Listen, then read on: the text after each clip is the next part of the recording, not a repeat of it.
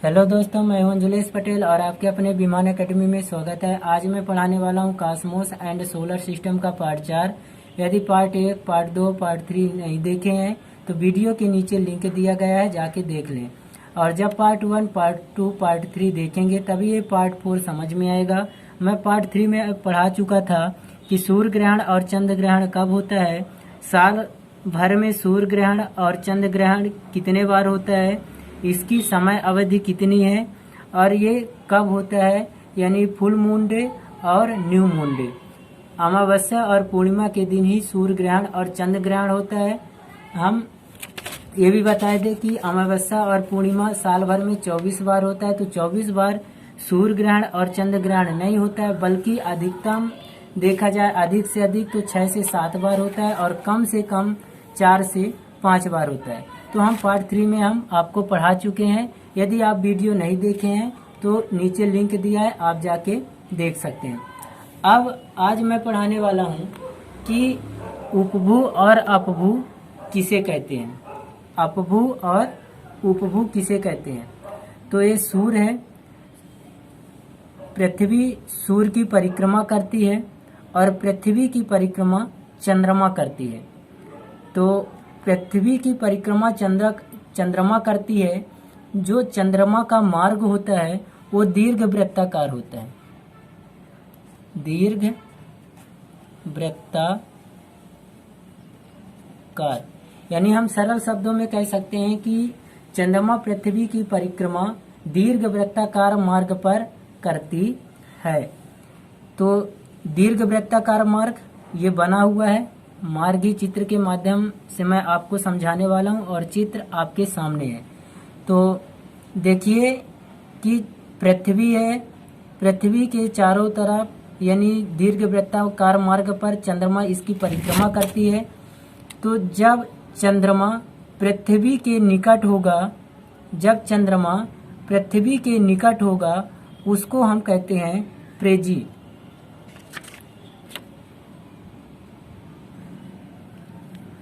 चंद्रमा जब पृथ्वी के निकट होगा तो इसे हम प्रेजी कहते हैं, यानी उपभू कहते हैं। जब चंद्रमा पृथ्वी से दूर होगा उसे हम अपोजी कहते हैं, अपोजी यानी अपभू कहते हैं, अपभू। इंग्लिश में देखें तो इंग्लिश में इसको बोलेंगे प्रेजी यानी उपभू। उपभू किसे कहते हैं तो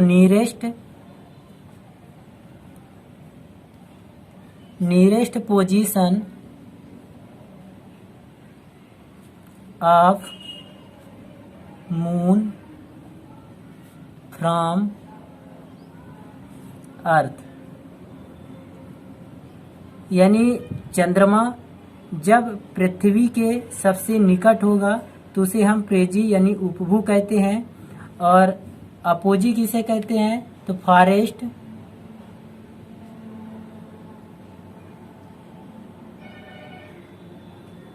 fastest position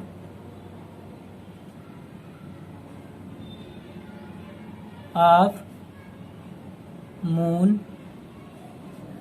from earth. Farthest position of moon from earth यानी चंद्रमा जो है पृथ्वी से जब दूर होगा उसे हम अपभू यानी अपोजी कहते हैं। तो ये उपभू और अपभू समझ में आ गया होगा। पेपर में कई बार पूछा भी गया है कि अपभू किसे कहते हैं और उपभू किसे कहते हैं। अब हम आपको बताने वाले हैं इसके आगे कि सुपर मून क्या है और ब्लू मून क्या है। सुपर मून और ब्लू मून।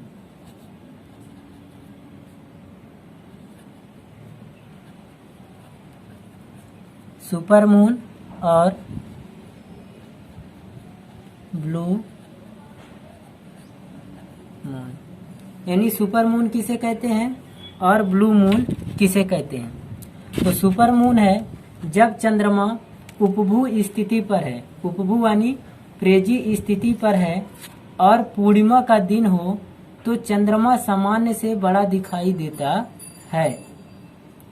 यानी सुपरमून किसे कहते हैं? जब चंद्रमा उपभू स्थिति पर है, उपभू यानी प्रेजी स्थिति पर है। और प्रेजी किसे कहते हैं? मैं आपको बता चुका हूं कि उपभू किसे कहते हैं कि पृथ्वी से चंद्रमा कम दूर में होता है, उसे हम प्रेजी कहते हैं। तो जब चंद्रमा उपभू स्थिति पर है और पूर्णिमा का दिन हो तो चंद्रमा सामान्य से बड़ा दिखाई देता है। यानी इस दिन देखा जाए कि चंद्रमा जो है पृथ्वी के पास निकट है, और इसी दिन यदि पूर्णिमा का दिन है तो चंद्रमा जो है सामान्य से बड़ा दिखाई देता है।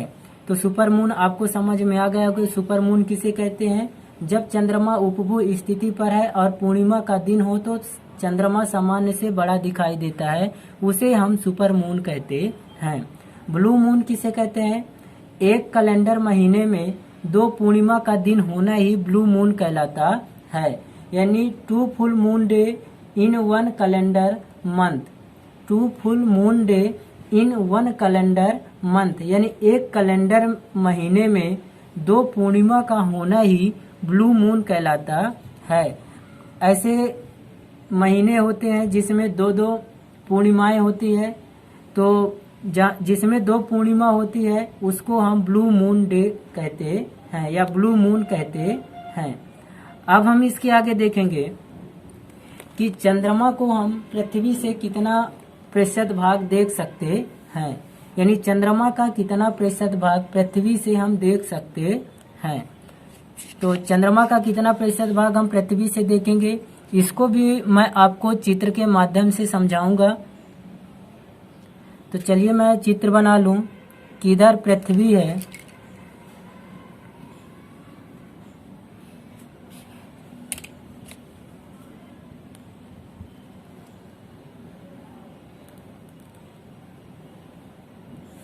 ये पृथ्वी है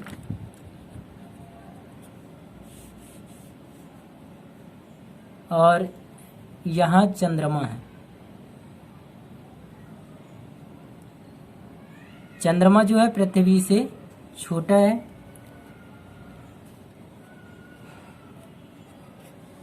पृथ्वी है और ये चंद्रमा है। तो हम पृथ्वी से कितना प्रतिशत भाग चंद्रमा को देख सकते हैं।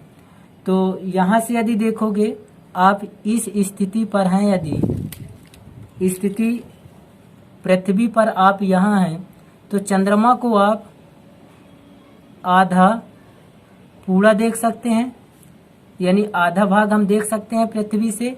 यदि हम इस पास में हैं तो आधा भाग देख लेंगे चंद्रमा को, या चंद्रमा का।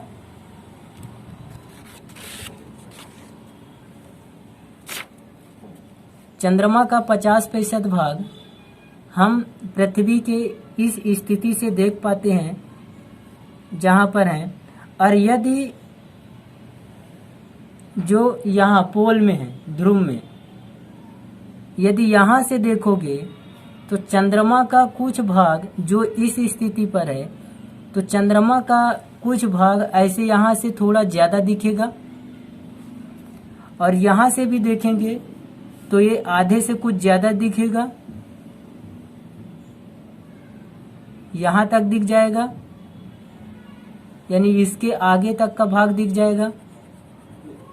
यहाँ से हम चंद्रमा को 50% देख सकते हैं, और यदि इसके पोल यानी ध्रुवों से देखा जाए पृथ्वी के, तो इसमें हम चंद्रमा का कुछ और भाग आगे तक देख सकते हैं।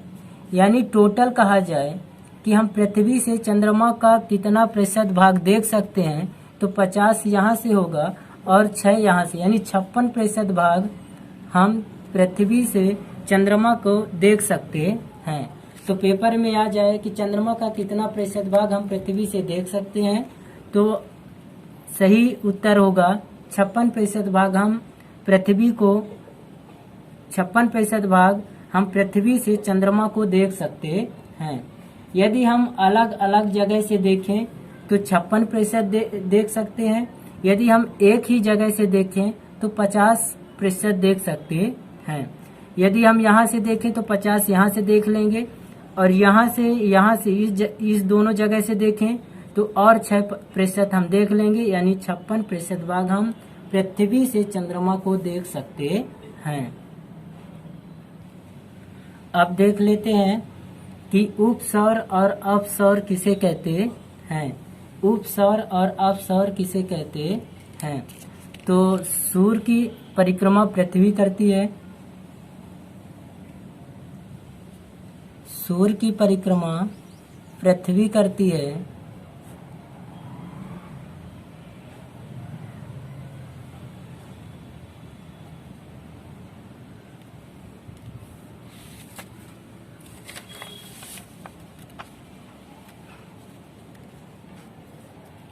सूर्य की परिक्रमा पृथ्वी करती है, तो यहाँ पृथ्वी है,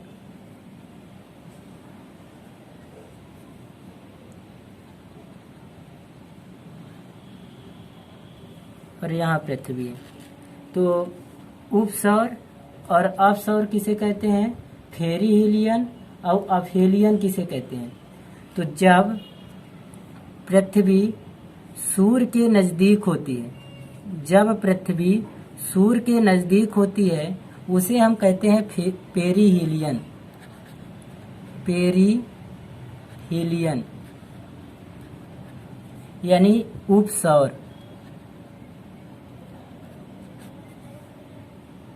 पृथ्वी जब सूर्य से नजदीक होती है यानी पास में होती है, तो उसे हम पेरिहेलियन यानी उपसौर कहते हैं। और ये किस दिन पृथ्वी के सबसे नजदीक होती है, तो 3 जनवरी। 3 जनवरी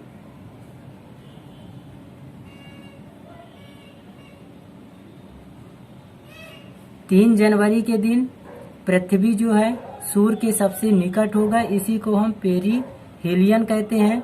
और जब पृथ्वी सूर्य से दूर में होगी, उसे हम कहते हैं अफेलियन।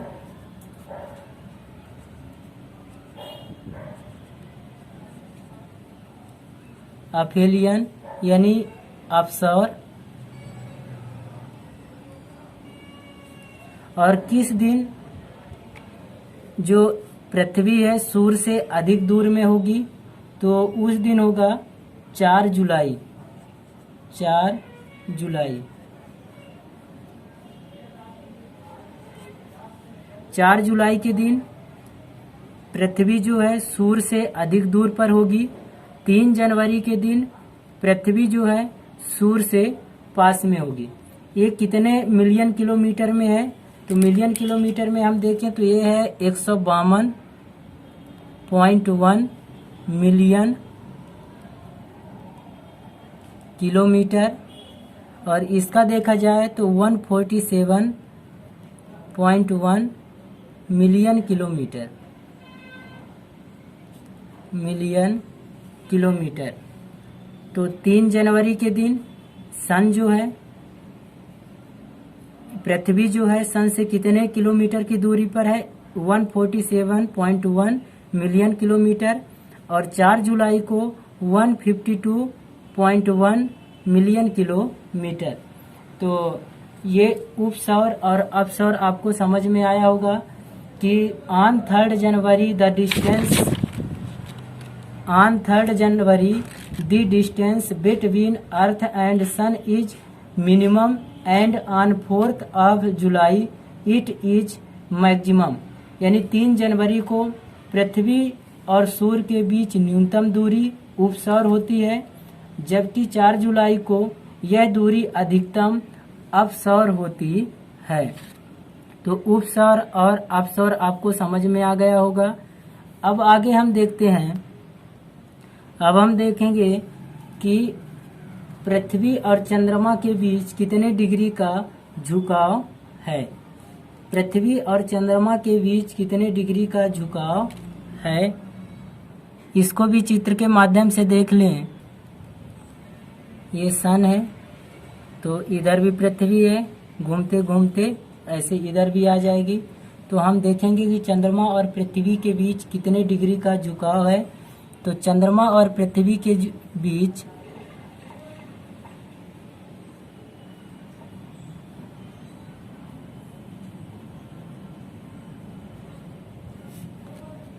यहाँ मून है मान लो, और यहाँ भी मून है। तो चंद्रमा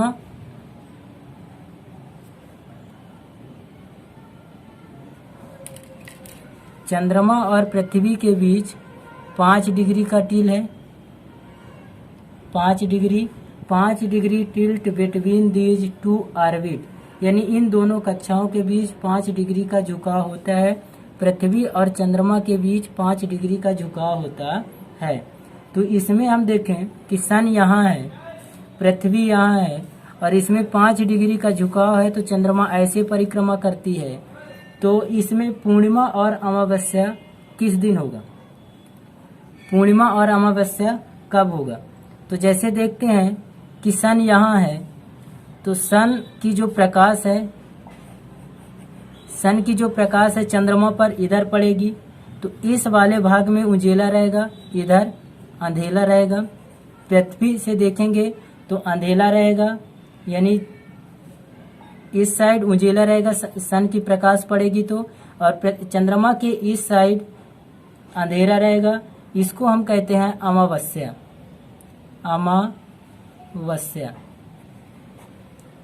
और ये सन है, सन की प्रकाश चंद्रमा पर इधर पड़ेगी, तो आधा प्रतिशत भाग जो है 50% देखा जाए तो हम ये उजेला रहेगा, तो हम पृथ्वी से चंद्रमा को देख सकते हैं, यानी उजेला रहेगा। उस दिन रहेगा पूर्णिमा। तो ये अमावस्या है और ये पूर्णिमा है। तो मैं इस चित्र के माध्यम से आपको ये समझाने वाला हूँ कि मैं इसके पार्ट 3 में बताया था कि अमावस्या और पूर्णिमा के दिन ही सूर्य ग्रहण और चंद्र ग्रहण होता है। पर इस दिन ये देखिए अमावस्या भी है और पूर्णिमा भी है, तो क्या सूर्य ग्रहण और चंद्र ग्रहण हो सकता है? नहीं होगा। बिल्कुल जवाब सही कि नहीं होगा, क्योंकि सूर्य ग्रहण और चंद्र ग्रहण होने के लिए सूर्य, चंद्रमा और पृथ्वी को एक सीधी रेखा में होनी चाहिए। तो सन यहाँ है, पृथ्वी यहाँ है, तो चंद्रमा यहाँ है, तो क्या सूर्य ग्रहण चंद्र ग्रहण हो सकता है? नहीं हो सकता। यदि ये एक सीधी रेखा में होती तब सूर्य ग्रहण और चंद्र ग्रहण होता। अब देख लें कि पृथ्वी यहाँ है, मान पृथ्वी यहाँ है और पृथ्वी की परिक्रमा चंद्रमा करती है दीर्घवृत्ताकार मार्ग में।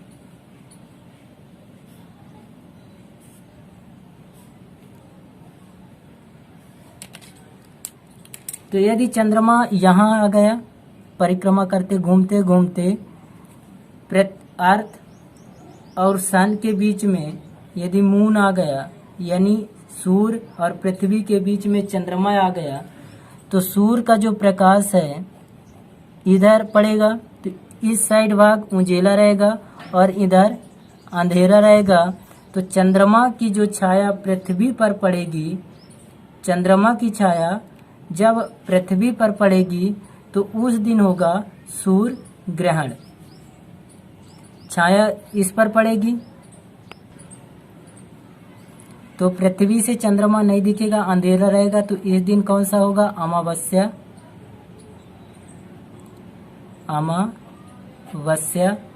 और इसी दिन एक देखिए सीधी रेखा में है, सिजगी में है, तो इसी दिन हो जाएगा सूर्य ग्रहण, यानी सोलर इक्लिप्स।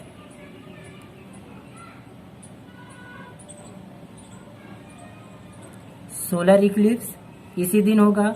और यदि चंद्रमा यहाँ है, घूमते घूमते यहाँ आ गई, तो अब सूर्य की प्रकाश पृथ्वी पर पड़ेगी, तो पृथ्वी की छाया किस पर पड़ेगी? चंद्रमा पर। तो यहाँ नहीं दिखेगा,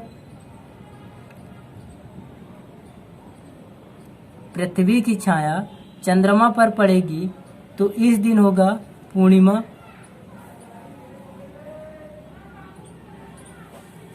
और इस दिन हो जाएगा चंद्र ग्रहण।